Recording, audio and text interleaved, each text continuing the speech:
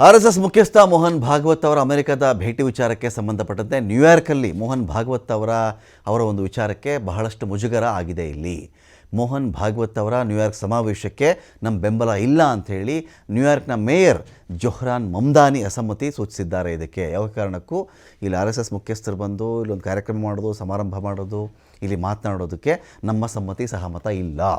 RSSನ ಸಮಾವೇಶಕ್ಕೆ ಬಹಿರಂಗವಾಗಿಯೇ ಅಸಮ್ಮತಿ ವ್ಯಕ್ತಪಡಿಸಿರೋದು ನ್ಯೂಯಾರ್ಕ್ನ ಮೇಯರ್ ಮಮ್ದಾನಿ ಅಂತ.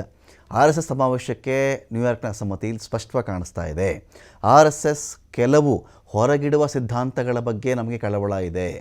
ನಾನು ಈ ರ್ಯಾಲಿಗಳನ್ನು ಯಾವುದೇ ಕಾರಣಕ್ಕೂ ಸಪೋರ್ಟ್ ಮಾಡಲ್ಲ. ಖಾಸಗಿ ಕಾರ್ಯಕ್ರಮ ರದ್ದುಪಡಿಸುವಂಥ ಅಧಿಕಾರ ನನಗಿಲ್ಲ ಅಂತ ಕೂಡ ಒಂದು ಕಡೆ ಸ್ಪಷ್ಟನೆ ಇದೆ. ಇಲ್ಲಿ ನನ್ನ ವಿರೋಧ ಇದೆ, ರದ್ದು ಮಾಡೋಕ್ಕೆ ನನ್ನ ಕೈಲಾಗಲ್ಲ. ನಗರ ಆಡಳಿತಕ್ಕೆ ಕಾರ್ಯಕ್ರಮವನ್ನು ರದ್ದುಪಡಿಸುವಂಥ ಅಧಿಕಾರ ಇದೆಯೋ ಇಲ್ವೋ ಗೊತ್ತಿಲ್ಲ.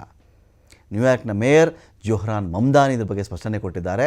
ಕೆಲ ಮಾನವ ಹಕ್ಕು ಸಂಸ್ಥೆಗಳಿಂದ ಈ ಸಮಾವೇಶಕ್ಕೆ ವಿರೋಧ ಇದೆ. ಇದು ಭಾರತೀಯ ಸಂಸ್ಕೃತಿಯನ್ನು ಬಲಪಡಿಸುವ ಕಾರ್ಯಕ್ರಮ ಅಂಥೇಳಿ RSS ಹೇಳಿಕೊಂಡಿದೆ.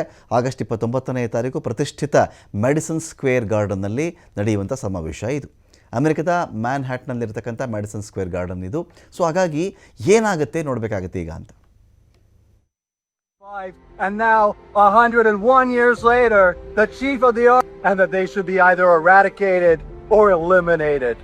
And that ideology has been put into practice repeatedly, starting from the very first in 1948, when the RSS assassinated Mohandas Gandhi himself. You know, I also stand here as the first Indian American mayor in our city's history, and my mother's family is all still in India. And the vision of India that I was taught by my family, and the one that I grew up being very familiar with, was of a pluralistic society, of a secular republic that believed in the belonging of each and every person who was from India. And it has been incredibly troubling to see the